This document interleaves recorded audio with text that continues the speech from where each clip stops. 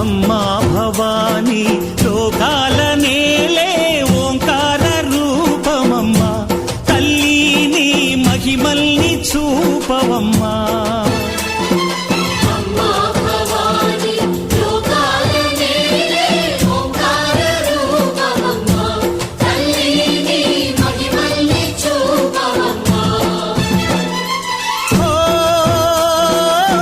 సృష్టికే దీపమా, శక్తికే మూలమా, సింహరథమే నీదమ్మా.